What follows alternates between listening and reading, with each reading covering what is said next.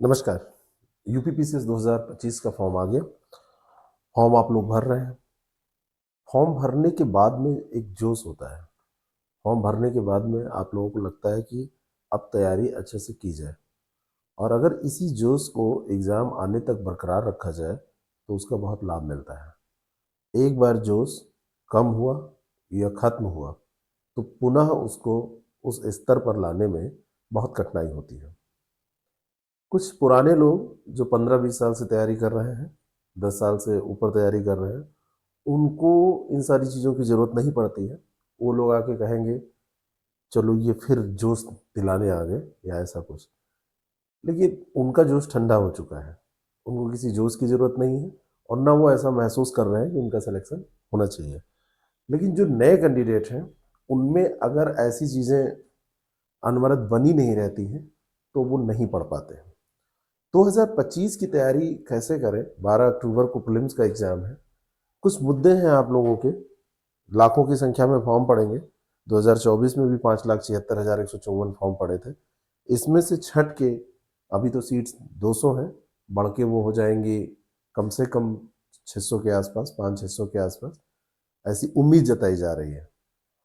तो ऐसी इतनी सीट्स पे प्रीलिम्स कितने लोग क्वालिफाई करेंगे? 7-8 हज़ार लोग। फॉर्म इतने लोग डालेंगे, सारे सीरियस नहीं होते हैं, लेकिन फाइट तो होती है, कुछ तो सीरियस कैंडिडेट मिलेंगे। तो कुछ मुद्दे हैं कि कौन से फोकस सब्जेक्ट होने चाहिए, घटना चक्र पढ़नी चाहिए कि नहीं पढ़नी चाहिए। घटना चक्र बोले तो पीवाईक्यूज की मैं बात कर रहा हूँ। अभी पीटी पढ़ना चाहिए या मेंस पढ़ना चाहिए, और प्रैक्टिस कितनी और कहाँ से करनी चाहिए, ये सारी चीज़ें कैसे पढ़ना चाहिए, ये सब मुद्दे हैं। क्योंकि अभी टाइम बहुत ज़्यादा है। अभी मान के चलिए 6 महीने आपके पास टाइम है। तो 6 महीने जिन्होंने अगर पढ़ाई बेसिक पूरी कर रखी है तो 6 महीने केवल प्रीलिम्स पढ़ें। ये थोड़ी सी बात लग सकती है कि अजीब बात है, केवल प्रीलिम्स पढ़ के हम इतने दिन क्या करेंगे।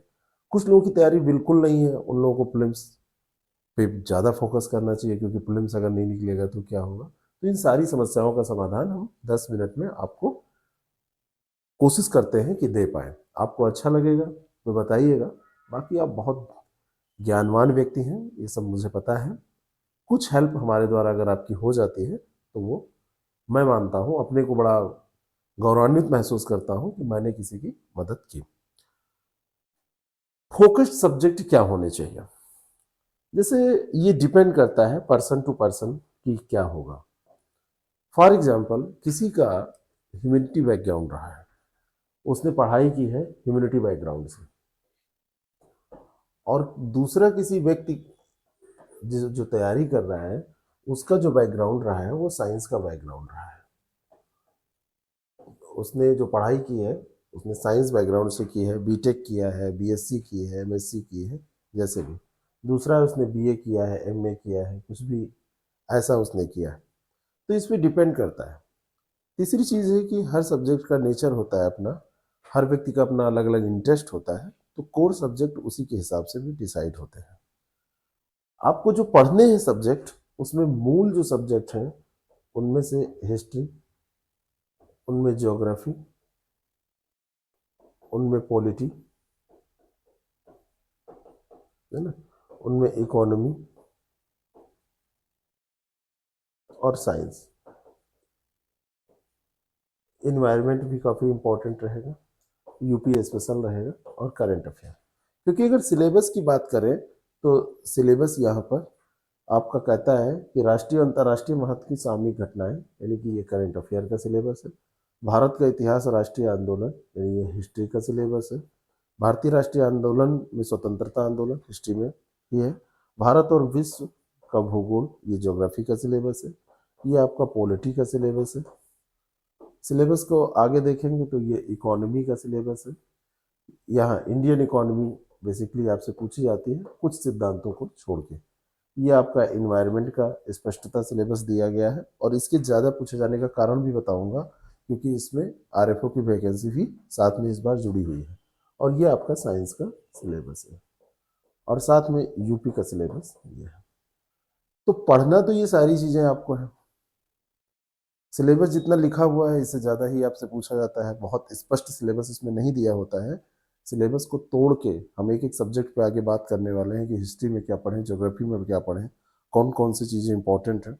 ये एक श्रृंखला आपके सामने हम लेकर आने वाले हैं, क्योंकि मटेरियल आपके पास खूब है, उसमें छांटना है, समुद्र है पूरा, उसमें से अपने काम की चीज़ों को मंथन करके निकालना है, वो घड़ा निकालना है जिसमें अमृत है ना, उस कुंभ को प्राप्त करना है आपको।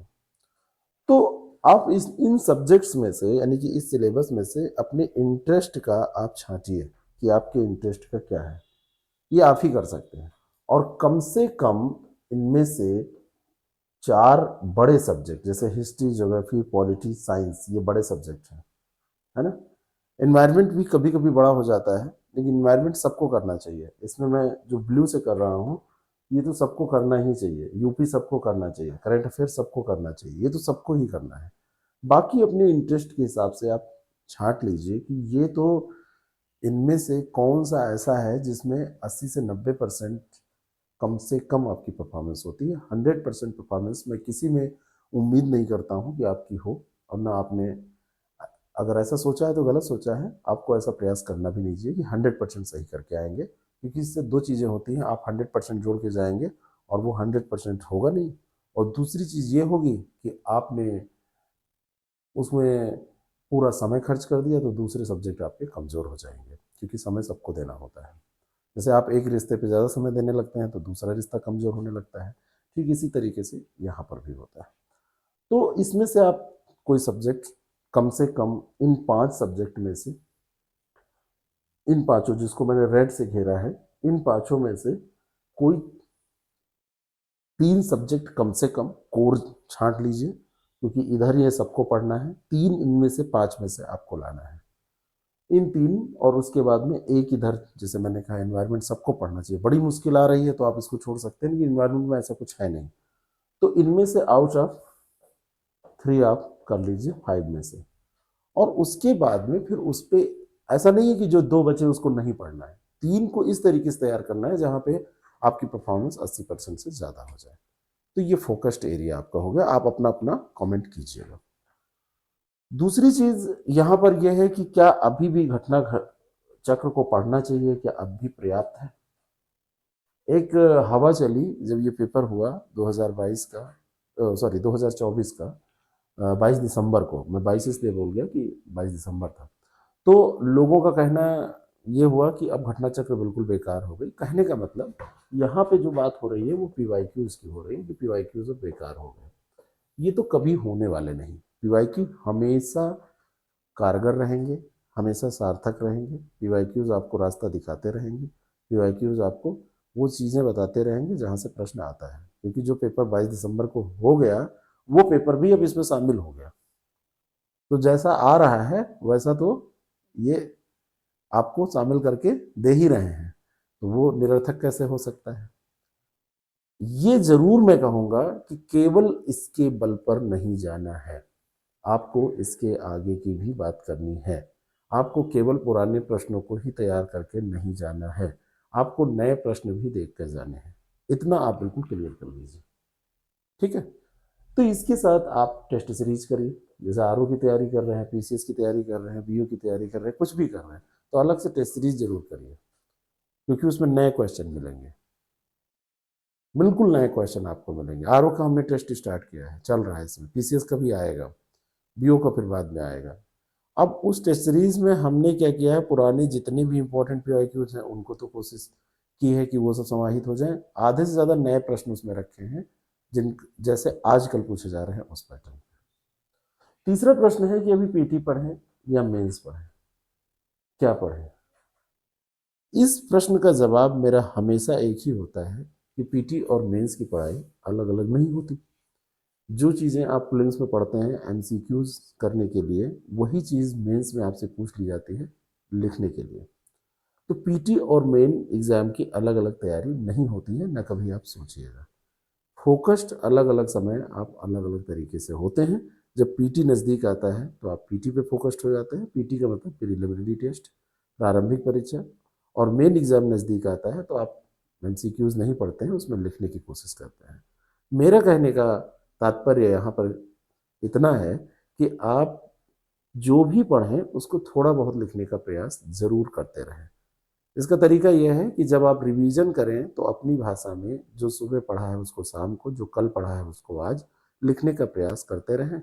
और जब लिख ही रहे हैं तो एक क्वेश्चन आंसर के फॉर्म में उसको लिख लें तो ज़्यादा अच्छा रहेगा। जब आपका एग्ज़ाम बिल्कुल 2 महीने आ जाए, या अब 2 महीने बचे हैं, अक्टूबर के पहले सितंबर, सितंबर के पहले अगस्त, जब जुलाई ख़त्म हो जाए तो अगस्त सितंबर, मतलब अगस्त के मिड से और तब आप अक्टूबर तक, तब आप मेंस आंसर राइटिंग ना करें, आप केवल उस पर फोकस हो जाए। उसके पहले जो आप पढ़ रहे हैं उसमें लेखन कार्य भी आप कर सकते हैं, लिखने का काम भी आप करें, कोई दिक्कत नहीं है। आप हिस्ट्री पढ़ रहे हैं तो फर्स्ट पेपर आपका तैयार हो रहा है जीएस का। एथिक्स की जहाँ तक बात है, एथिक्स का अगर सप्ताह में 2-3 आंसर भी आप लिख ले रहे हैं, कुछ भी आपको ऐसा मिल रहा है, पेपर में न्यूज़पेपर आप पढ़ रहे हैं, न्यूज़पेपर अवश्य आपको पढ़ना चाहिए। और न्यूज़पेपर को में आपको कुछ ऐसा मिल रहा है जिसमें नैतिक दुविधा का मामला है, या नैतिकता का मामला है, सत्यनिष्ठा का मामला है, भ्रष्टाचार का मामला है, तो उन मामलों पर आप अपने सिलेबस, मैंने बार बार कहा है कि आपको सिलेबस लर्न होना चाहिए, और सिलेबस तब तक पढ़ते रहिए जब तक लाइन टू लाइन इसकी याद ना हो जाए। ये सिलेबस आपके लिए बिल्कुल गीता, बाइबल, कुरान जो भी कहिए उससे कम नहीं है, क्योंकि आपको पता है कि आपको पढ़ना क्या है। तो आप कहीं पर भी कुछ भी पढ़ेंगे तो उसे कनेक्ट कर लेंगे, उसे जोड़ लेंगे, उन चीज़ों को आप उससे जोड़कर यूटिलाइज कर पाएंगे। कहीं पर चर्चा परिचर्चा करेंगे, या कहीं पर आप डिबेट सुन रहे हैं या आर्टिकल पढ़ रहे हैं, तो उन आर्टिकल्स के माध्यम से अपने काम की चीज़ें आप निकाल लेंगे, क्योंकि आपको सिलेबस पता है, आपको पता है कि क्या क्या आपको पढ़ना है, क्या क्या पूछा जा सकता है। मेंस का सिलेबस भी कंठस्थ होना चाहिए और प्रीलिम्स का सिलेबस भी आपका कंठस्थ आपको होना चाहिए। ये पूरे सिलेबस की मैं बात कर रहा हूँ, इसको आप चस्पा कर दीजिए, चिपका दीजिए, अपनी एक डायरी बनाइए, उसमें अपने हैंड राइटिंग में निकाल, उसको उतार लीजिए या प्रिंट आउट ले लीजिए, अपनी दीवारों पर लगा दीजिए, एक आप नोट शीट बना लीजिए, जैसे भी आप रख सकते हैं। आप एक बुकलेट बना लीजिए, रोज उसको तकिए के नीचे रखिए और उसको आप पढ़ते रहिए, टेबल पे रखिए, टेबल के सामने चिपकाइए, कुछ भी करिए, लेकिन ये आपको लर्न होना चाहिए, जिससे कि आप फिल्म्स और मेंस दोनों की चीज़ों को रिलेट करके अपने काम की चीज़ें कर सकें। प्रैक्टिस कितनी करें और कहाँ से करें? अगर मुझसे कोई पूछता है कि एग्ज़ाम कैसे पास होता है, तो मैं सीधे एक जवाब देता हूँ कि एग्ज़ाम केवल प्रैक्टिस से पास होता है।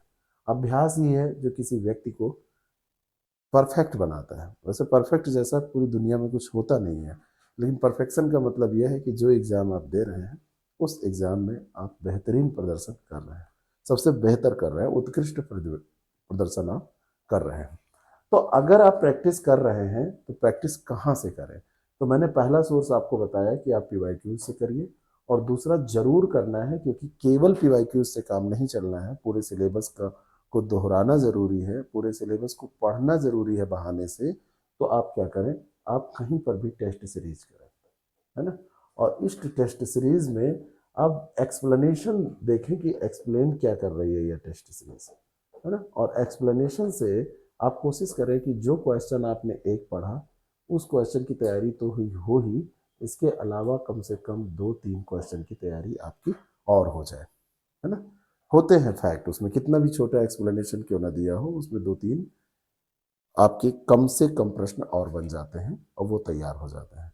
कोशिश करिए कि उसको एक बार ऐप पर दीजिए, ऐप पर देने के बाद में आप फिर उसको देखिए कितने आपके सही हो, और जो जो क्वेश्चन नहीं अगर आप अटेम्प्ट कर पा रहे हैं या आप OMR पे दे रहे हैं, हमारे पास टेस्ट सीरीज ऐप पर भी है, हम उसका PDF भी दे देते हैं, तो उसको मार्क कर लीजिए। ऐप पर ये काम आसान होता है इसलिए कह रहा हूँ। और फिर उनको मार्क करने के बाद उनका एक्सप्लेनेशन, उनका नोटबुक जरूर तैयार करिए।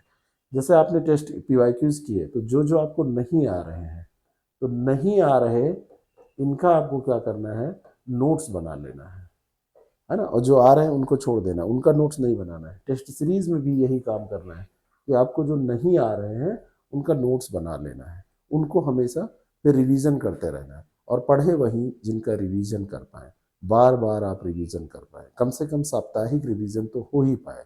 नई चीज़ें कम पढ़ें, पुरानी चीज़ें ज़्यादा पढ़ें।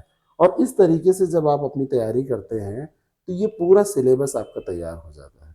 और अभी से जो लोग पेपर 2 में सीसैट में बिल्कुल बॉर्डर स्कोर पे रहते हैं, वो लोग थोड़ा बहुत पढ़ते रहें इसको भी। सप्ताह में एक ही पेपर कर डाला, दिन में 2 4 10 क्वेश्चन ही देख डाले। ऐसा कुछ नहीं है कि ये बिल्कुल पास नहीं किया जा सकता, लेकिन इसमें महज लापरवाही होती है, जिसके चलते आप बॉर्डर लाइन पे पहुंच जाते हैं या फेल हो जाते हैं। और अच्छे अच्छे कैंडिडेट इसमें अपना जीएस का ठीक ठाक स्कोर करने के बावजूद भी पास नहीं हो पाते हैं, तो उसका कारण यही होता है कि वो लापरवाह होते हैं। तो आप अपनी लापरवाही को स्वीकार कीजिए, आप ये मान के चलिए कि आप लापरवाह हैं, तो आप इसको पढ़ेंगे। ठीक है। दूसरा तरीका ये होता है कि आप किसी के साथ जुड़ के, किसी ग्रुप में जुड़ के या किसी संस्था से जुड़ के आप अपनी तैयारी कर सकते हैं। ठीक है। उससे आपकी एक कंटिन्यूटी बनती रहती है और उस कंटिन्यूटी में आप सारी चीज़ें मतलब तैयार करते रहते हैं। दूसरी चीज़ ये है कि बुक लिस्ट क्या होनी चाहिए, कहाँ से पढ़ें, इन चीज़ों को क्या करें। तो कहाँ से पढ़ें ये बहुत एक बड़ा सवाल होता है, क्योंकि इसमें मार्केट में मटेरियल बहुत ज़्यादा है। और मैं ये नहीं कह रहा हूँ कि सारा मटेरियल ख़राब है, सारा मटेरियल अच्छा है। कोई मटेरियल खराब अच्छा ये तो तब आपको पता चलेगा जब आप समझ जाएंगे। इतनी समझ आपको विकसित हो जाएगी, आप में इतनी समझ हो जाएगी कि अच्छा बुरा कहते किसको हैं। लेकिन आप अगर नए नए कैंडिडेट हैं तो आप ये जान ही नहीं सकते हैं कि क्या अच्छा है क्या बुरा है। तो मैं एक प्रयास करने जा रहा हूँ, एक लिस्ट मैं आपको बताता हूँ। जैसे आपको अगर कहा जाए तो एक किताब का ढेर गिना दिया जाता है कि इन किताबों को पढ़ लीजिए, आपका सिलेक्शन हो जाएगा। इसमें कई तरीके की किताबें होती हैं। कोई संस्थान बताएगा, मैं बताऊंगा, मेरी किताब होगी तो मैं उसको अच्छा बताऊंगा। कोई दूसरा संस्थान बताएगा तो वो उसको अच्छा बताएगा। लेकिन मैं आपको कुछ ठोस चीज़ें बता रहा हूँ। अगर आपके पास अभी इस समय देखा जाए तो खूब टाइम है, तो आप हिस्ट्री, ज्योग्राफी, पॉलिटी, इकोनॉमी और साइंस, इनकी आप यहाँ पे तो आप 9th एंड 10th की, आप 8th की भी पढ़ सकते हैं। बाकी की 11th एंड 12th की एनसीईआरटी ठीक ठाक से पढ़ लीजिए। आजकल के जो क्वेश्चन का डेप्थ है वो ये जा रहा है, तो काम आपका बन जाएगा। बाकी अलग अलग अगर आपको जाना है पीसीएस के लिए, तो लोग कहते हैं पीसीएस के लिए एनसीईआरटी क्यों पढ़ें। पीसीएस में तो कॉन्सेप्ट नहीं पूछता है, फैक्ट पूछता है। अब कॉन्सेप्ट भी पूछने लगा है, फैक्ट भी पूछने लगा है। तो इसके लिए थोड़ा सा हेल्प आपको लेना पड़ेगा कुछ अन्य किताबों का, अन्य पुस्तकों का। तो उसके लिए जैसे मैं सारे लोग बताते हैं वही चीज़ें मैं रिपीट करूं, इससे अच्छा है मैं कुछ चुनिंदा किताबें आपको बता दे रहा हूं। जैसे लोग कहते हैं कि लक्ष्मीकांत आप पॉलिटी में पढ़िए, मैं कह रहा हूं कि लक्ष्मीकांत पढ़े बिना भी आपका काम चल सकता है अगर आपने कोई दूसरी पतली किताब पढ़ ली है, नोट्स पढ़ लिया है। ठीक है। जैसे आपने वाणी, वाणी में क्या है, बहुत ज़्यादा फैक्ट दिया हुआ है, तो वाणी पढ़ लिया है, आपका काम चल जाएगा। महेश बड़वाल ज्योग्राफी में पढ़ लिया है, आपका काम चल जाएगा। हिस्ट्री में किरण पढ़ लिया है, मोर देन इनफ है। अलग अलग हर सब्जेक्ट की किताब पढ़ने की जरूरत नहीं है कि एंशियंट की अलग पढ़ेंगे, मेडिवल की अलग पढ़ेंगे, मॉडर्न की अलग पढ़ेंगे। इकोनॉमी में आपने अगर एस एन लाल पढ़ लिया है तो काम चल जाएगा। इकोनॉमी में रमेश की बहुत मोटी किताब है ना, उसको आप अगर पढ़ेंगे तो बहुत ज़्यादा उसमें मटेरियल दिया हुआ है। ठीक है। तो उसमें काम आपका चल जाएगा। इसी तरीके से आप इकोनॉमी में कोई नोट्स भी फॉलो कर सकते हैं, क्योंकि बहुत ज़्यादा, जैसे हमारे कोर्स में अगर आप जुड़े हैं तो मैं बहुत पतला नोट्स देता हूँ इकोनॉमी का। उसमें कुछ कॉन्सेप्ट दिए होते हैं और बाकी करंट अफेयर से रिलेट करके उसको हम लोग तैयार कर लेते हैं। उसमें बहुत कुछ कठिनाई नहीं होती है। इन्वायरमेंट के लिए अगर आपके पास टाइम है तो एनआईओएस का नोट्स आप पढ़ लीजिए। और अगर इन्वायरमेंट के लिए आपको वैसे पढ़ना है तो आप कोई नोट्स पढ़ लीजिए, बहुत सारे नोट्स हैं आपको मिल जाएंगे, है ना। एनवायरनमेंट तैयार हो जाएगा। लेकिन एनआईएस के नोट्स बेजोड़ हैं, उससे अच्छा कुछ नहीं है। जहाँ तक अपडेटेड इन्फॉर्मेशन की बात है तो वो करंट अफेयर में आपकी तैयारी उसकी हो जाती है। साइंस के लिए लूसेंट आपके लिए बेहतर विकल्प हो सकता है। बहुत अच्छा पढ़ना है तो साइंस लूसेंट आप पढ़ लीजिए। नहीं तो जो जीके की किताब में उन्होंने साइंस दिया है, कभी कभी उससे भी आपको लगेगा कि ठीक ठाक काम आपका चल जा रहा है। लेकिन ज़्यादा डिटेल पढ़ना है तो आप बायोलॉजी, फिजिक्स, केमिस्ट्री आप लूसेंट साइंस से पढ़ लीजिए, आपका काम आसानी से हो जाएगा। करेंट अफेयर आप मंथली क्वार्टरली बेस पे तैयार करते रहिए, साप्ताहिक बेस पे तैयार करते रहिए। एक सप्ताह का करेंट अफेयर आप पढ़िए, फिर आगे बढ़िए और थोड़े से गंभीर प्रश्नों को तैयार करने की कोशिश करिए, थोड़े से बड़े प्रश्नों को तैयार करने की कोशिश करिए। ठीक है। और जहाँ तक बात रही इसके अलावा सारे सब्जेक्ट हमने लगभग बात कर ली है। कोई और प्रीलिम्स के लिए इसके अलावा कुछ नहीं चाहिए। एनसीईआरटी पढ़ने का सबसे बड़ा लाभ ये होता है कि आप प्रीलिम्स के साथ साथ मेंस की भाषा भी सीखते रहते हैं कि किस भाषा में लिखा जाए। जैसे लोग कहते हैं कि किस भाषा में प्रश्न पत्र को हल करना चाहिए, तो भाषा ऐसी होनी चाहिए कि आपको पढ़ के अच्छी लग रही है और दूसरा उसको समझ ले रहा है, तो वो बहुत अच्छी भाषा है। बहुत क्लिष्ट नहीं होनी चाहिए। बहुत आप ये मत सोचिए कि इतनी स्तरीय भाषा का आप प्रयोग करेंगे जिसको पढ़ के एग्जामिनर बिल्कुल मोहित हो जाएगा, मंत्रमुग्ध हो जाएगा। ऐसे प्रयास आप मत करिए, इससे आप लिखने की जो गति है वो प्रभावित होगी और गति प्रभावित होने के बाद आप पेपर ही नहीं पूरा कर पाएंगे। तो यहाँ पर सनद रहे कि आपको अपनी स्पीड भी मेंटेन रखनी है और साथ साथ में समय के साथ पूरे पाठ्यक्रम को कवर भी करना है। तो इन दोनों बातों का ख्याल रखते हुए आप पढ़ाई करें। कोई भी प्रश्न होगा तो आप हमें यहाँ पे ड्रॉप कीजिएगा। बाकी हमारे साथ जुड़ के मुकाम बैच के माध्यम से आप पीसीएस की तैयारी कर सकते हैं। इसमें हम आपको लाइव क्लासेस के साथ साथ रिकॉर्डेड क्लासेस भी देते हैं। इसमें हम आपको नोट्स भी देते हैं। इसमें हम आपको प्रैक्टिस भी कराते हैं। अगर आप आरओ की तैयारी कर रहे हैं तो ये टेस्ट सीरीज आरओ में तो काम आएगी ही, पीसीएस की लिहाज से भी काफ़ी अच्छी है। पूरे सिलेबस को हमने यहाँ पर तोड़ के उसको डिस्क्राइब किया है, उसके हिसाब से टेस्ट चल रहे हैं। आप हमारा the success prep app download करके इन कोर्सेज के डेमो आप लिख सकते हैं और हमने स्कॉलरशिप प्रोग्राम भी चलाया है। उस स्कॉलरशिप प्रोग्राम के माध्यम से भी आप एडमिशन पा सकते थे। अब नेक्स्ट टेस्ट का वेट करिए जब वो आयोजित किया जाएगा। अगर कोई आपका प्रश्न है तो आप कमेंट सेक्शन में हमको बता सकते हैं। आप वहाँ अपने प्रश्नों को रख सकते हैं, हम जवाब देंगे। बाकी बहुत सारे लोग हैं जो ज़्यादा समझदार हैं, वो लोग अपने भी विचार रखते हैं, उनके विचारों का स्वागत है ना। लेकिन विचार ऐसे होने चाहिए जिससे किसी को लाभ मिले। विचार ऐसे नहीं होने चाहिए जिसको सुन के, जिसको पढ़ के किसी को गुस्सा आए। विचार ऐसे नहीं होने चाहिए जिससे लोग डिस्टर्ब हों। विचार हमेशा अच्छे रखिए, अपने लिए भी, स्वयं के लिए और दूसरों के लिए भी। तभी आपकी उन्नति, राष्ट्र की उन्नति, देश की उन्नति इसी में निहित है, समाज की उन्नति इसी में निहित है। ये सोच आपको रखनी ही होगी क्योंकि आप एक सिविल सेवक बनने जा रहे हैं, ना कि कोई गुंडागर्द गर्दी करने जा रहे हैं। अपने हित को केवल आप सोचेंगे तो ये अच्छा नहीं है ना। सर्वहित, है ना, सबके हित को ऊपर आप रखिए। और कोई ज़रूरी नहीं है कि जो चीज़ें आपके लिए सार्थक नहीं हैं वो दूसरों के लिए भी निरर्थक हों। किसी के लिए वो लाभदायक हो सकती हैं।